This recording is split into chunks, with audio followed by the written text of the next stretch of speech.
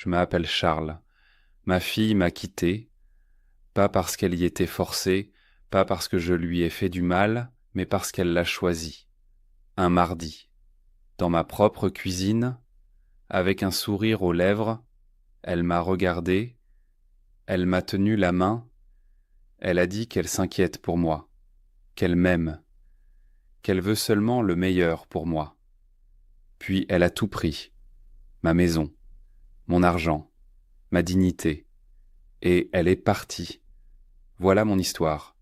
Je ne la raconte pas pour obtenir ta pitié.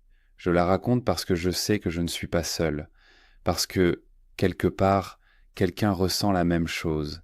Ce silence, ce vide, cette attente d'une personne qui ne revient plus. Lise est ma fille, mon seul enfant. Je l'ai élevée après la mort de ma femme. Seul, j'ai travaillé, j'ai cuisiné, j'ai assisté à ses spectacles d'école. Je suis resté près d'elle la nuit quand elle était malade. Je lui ai donné tout ce que j'avais, pas parce que je devais, parce qu'elle était ma vie, ma seule vie. Quand elle est partie, j'ai souri, j'ai fait un signe. J'ai dit « Vis ta vie, mon enfant ». Puis j'ai fermé la porte, et je suis resté seul dans le silence. Chaque jour, j'ai attendu son appel. Parfois, elle appelait, de courtes conversations. « Comment vas-tu, papa ?»« Bien, ma fille. Tout va bien. » C'était faux. Mais je ne voulais pas la déranger. Je voulais être le père fort, le père qui ne crée pas de problème, le père qui dit toujours « tout va bien ».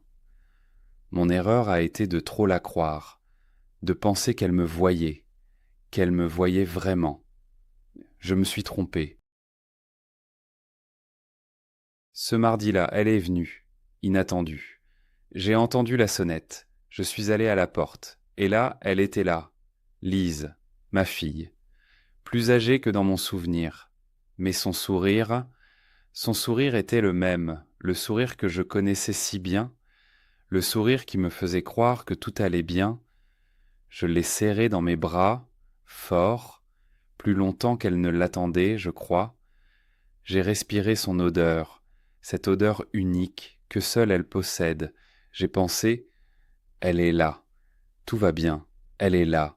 J'ai préparé du café, j'ai posé une tarte sur la table, la tarte qu'elle aimait enfant.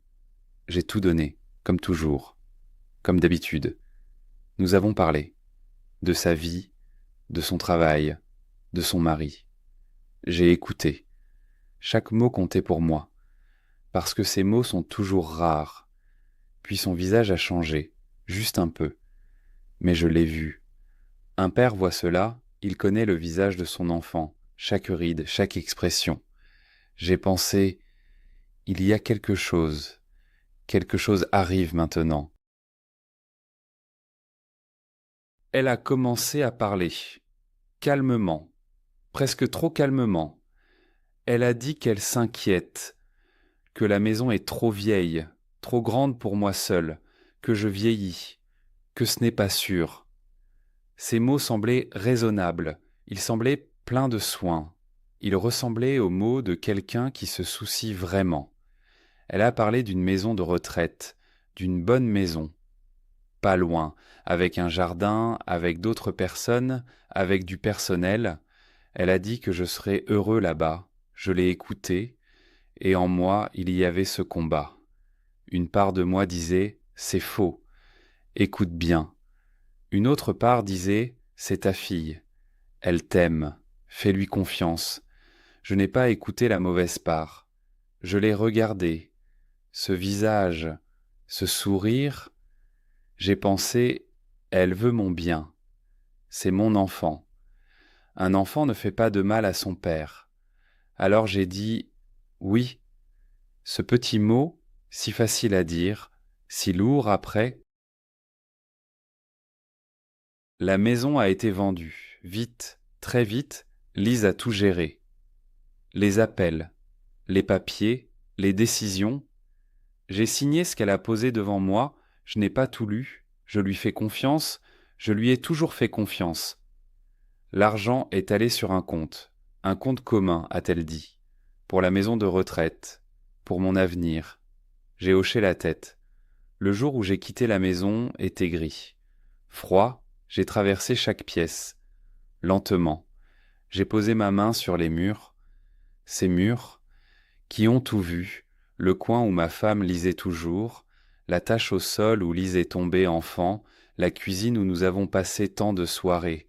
Je n'ai rien dit, mais en moi j'ai fait mes adieux à tout, à chaque pièce, à chaque souvenir. Quand la porte s'est refermée derrière moi, j'ai fermé les yeux un instant. J'ai pensé, c'était ma vie, c'était tout ce que j'avais. Petite pause, tu comprends vraiment bien le français, mais comprendre et parler sont deux mondes différents. Nous créons un système unique de 30 jours. Il est pour ceux qui vivent en France ou veulent y vivre, mais n'osent pas encore parler. Pas de grammaire ennuyeuse, seulement 15 minutes par jour. Réserve ta place maintenant et profite de 30% de réduction. Lien dans la description. Expatly, where speaking becomes living. Lise m'a conduit dans un petit appartement, temporaire, a-t-elle dit, juste jusqu'à ce que la maison de retraite ait une place. Elle a posé 2 valises pour moi. Elle a dit qu'elle rappellerait, elle m'a embrassé sur la joue, puis elle s'est partie. J'ai attendu, 1 jour, puis 2, puis 1 semaine. Le téléphone a sonné, mais ce n'était jamais Lise. Je suis resté dans le petit appartement, à une table étrangère, avec des murs étrangers, avec mes 2 valises, je ne savais pas quoi faire. Alors j'ai attendu, comme j'ai toujours attendu, son appel, sa voix, un signe qu'elle est encore là, qu'elle pense à moi.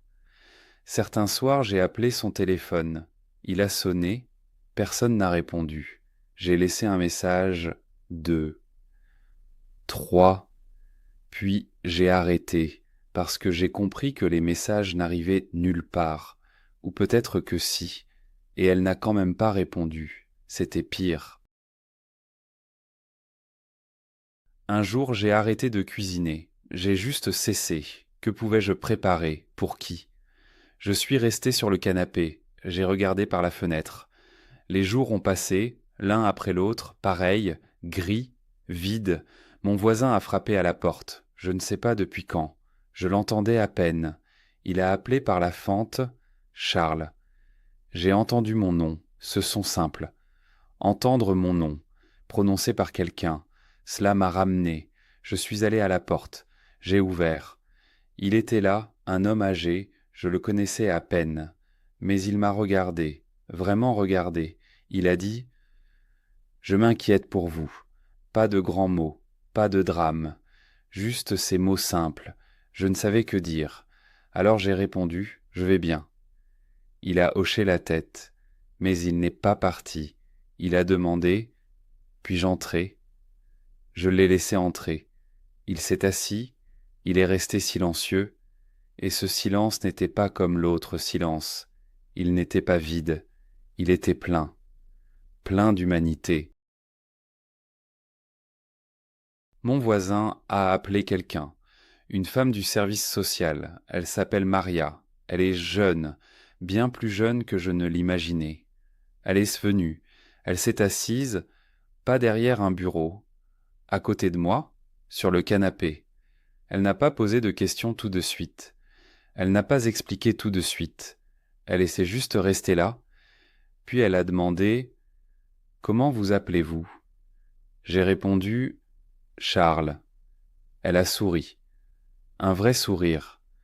Pas le sourire de quelqu'un qui fait un travail. Le sourire de quelqu'un qui écoute vraiment. Elle a dit « Heureuse de vous rencontrer, Charles ». Ces 4 mots si simples. Mais je les ai entendus. J'ai pensé « Quand, pour la dernière fois, quelqu'un m'a-t-il dit qu'il est heureux de me connaître ?» Je ne pouvais pas me souvenir. Maria a écouté. Je lui ai tout raconté. La maison, Lise, les valises, la tante. J'ai parlé et parlé. Plus que je ne l'avais fait depuis des mois. Elle n'a pas interrompu. Elle n'a pas jugé. Elle a seulement écouté.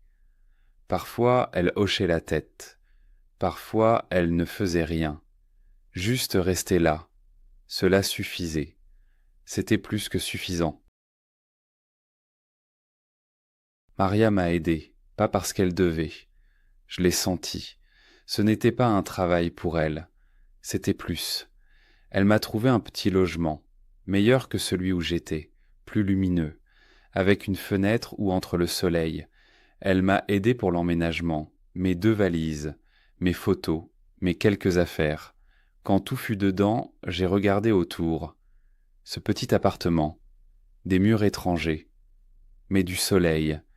J'ai pensé, ici, je peux commencer. Pas revenir en arrière, mais commencer. Le premier soir était calme, mais calme autrement qu'avant. Pas vide calme, juste calme. Je suis resté dans la cuisine, j'ai ouvert les placards. Il y avait quelque chose dedans, des choses simples. J'ai mis de l'eau à chauffer, j'ai fait du thé, seulement pour moi. J'ai posé une assiette, une seule, pas deux. C'était nouveau, c'était honnête. Je suis celui que je suis, seul. Mais ici, encore ici. J'ai bu le thé, il était chaud, il avait bon goût, si simple, si bon. J'ai accroché mes photos, c'était la première chose que j'ai faite, dans le nouvel appartement. Ma femme, Lise enfant, des moments heureux, des instants figés. Je suis resté longtemps devant la photo de Lise, cette photo où elle a peut-être 6 ans. Elle tient une glace à la main, elle rit. Ce rire, j'ai regardé la photo et j'ai pensé, c'est mon enfant, c'est toujours mon enfant, même après tout, même après la maison, même après les valises, même après le silence, elle reste mon enfant. Je ne peux pas l'arrêter, je ne peux pas la retirer de mon cœur. Parfois je l'ai voulu. Dans les longues nuits, quand la douleur était trop forte, mais le cœur d'un père ne fonctionne pas ainsi. Il aime, même quand ça fait mal, même quand cela n'a pas de sens. Il aime quand même. Je n'ai pas rangé la photo, je l'ai accrochée. À côté de la photo de ma femme, parce que Lise fait partie de moi, même si je ne fais plus partie d'elle. Les jours sont devenus un peu meilleurs. Pas de façon spectaculaire, pas d'un seul coup, très lentement, comme la glace qui fond, presque invisible. Mais ça fond. J'ai recommencé à cuisiner. De petites choses, non, petites choses, de la soupe, des pommes de terre, des œufs, des choses simples que l'on connaît, qui donnent le goût de la maison.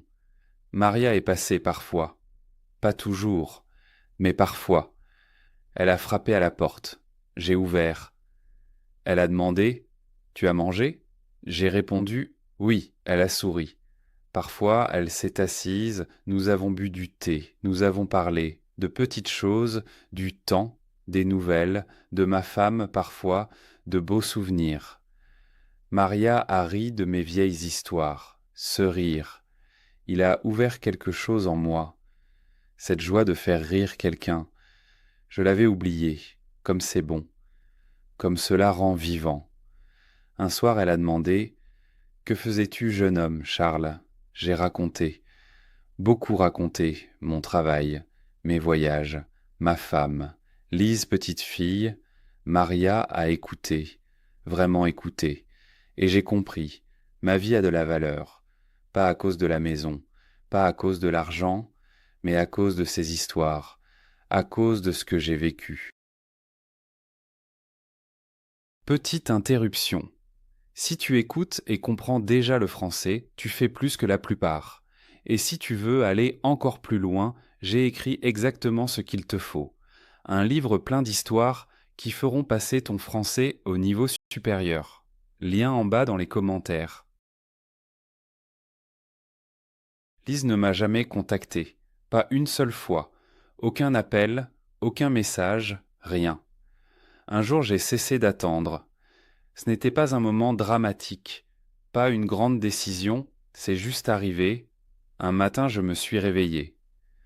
J'ai préparé mon thé, j'ai regardé par la fenêtre, le soleil brillait dehors, et je n'ai pas pensé au téléphone, pas à Lise, pas à l'attente.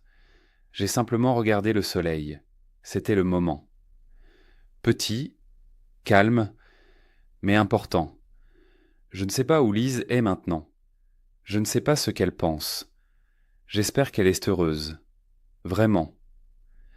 Pas par amertume, pas par devoir. Je l'espère parce que je suis son père. Parce qu'un père veut toujours le bonheur de son enfant. Même si l'enfant l'a oublié, je prie pour elle, parfois le soir. Doucement, pour sa santé, pour son âme. Je prie pour qu'un jour elle comprenne ce qu'elle a fait. Pas pour qu'elle souffre, mais pour qu'elle devienne meilleure. Pour qu'elle puisse se regarder elle-même. Pour qu'elle trouve la paix. Maria m'a appris quelque chose, sans le dire, juste par ce qu'elle a fait. Elle m'a appris que la famille n'est pas toujours le sang. La famille, c'est la personne qui reste, qui ne part pas quand c'est dur, qui frappe, même si ce n'est pas obligé, qui demande « tu as mangé ?», qui écoute, qui rit des vieilles histoires. Ça, c'est la famille. J'ai cru toute ma vie que la famille est la chose la plus importante. C'est encore vrai, mais mon idée de la famille a changé. La famille n'est pas automatique. La famille se construit par des choix, par de petits gestes, par le fait de rester mon voisin, Maria. Quelques autres personnes que je connais maintenant. Voilà ma famille aujourd'hui. Petite, mais réelle, honnête. Ces gens ne me doivent rien. Et pourtant ils sont là. C'est plus précieux que tout. Je l'ai appris tard. Peut-être trop tard. Mais je l'ai appris. Aujourd'hui, je suis assis à ma table de cuisine, dans mon petit appartement. Le soleil entre par la fenêtre, mon thé est chaud, mes photos sont au mur. Je regarde par la fenêtre, dehors des gens passent, ils vivent leur vie. Je suis l'un d'eux, encore là, toujours présent. Ce n'est pas rien. Certains jours sont difficiles. Certains soirs sont longs. Certaines nuits, je reste éveillé et je pense à Lise, à ma femme, à l'ancienne maison, à tout ce qui était. Mais le matin, je me lève. Je prépare du thé, je regarde dehors, et je suis là. Juste là. Ça suffit, ça doit suffire, et la plupart du temps, c'est le cas. Et maintenant, je te parle. Peut-être que toi aussi, tu attends. Un enfant, une voix, un signe. Peut-être attends-tu depuis longtemps. Alors je veux te dire, tu n'as pas besoin d'attendre. Tu peux arrêter d'attendre. Pas parce que l'espoir est au mauvais, mais parce que ta vie continue, avec ou sans l'attente. Tu es encore ici, c'est assez, c'est plus qu'assez. Ouvre la porte, pas pour ceux qui sont partis, pour ceux qui peuvent encore venir, les inattendus, les Marias de ce monde. Ils existent. Parfois, il faut juste cesser d'attendre et commencer à voir. Tu as très bien travaillé, maintenant la prochaine étape est de parler avec confiance. Réserve ta place dans notre cours de 30 jours et reçois 30% de réduction. Lien dans la description. À la prochaine.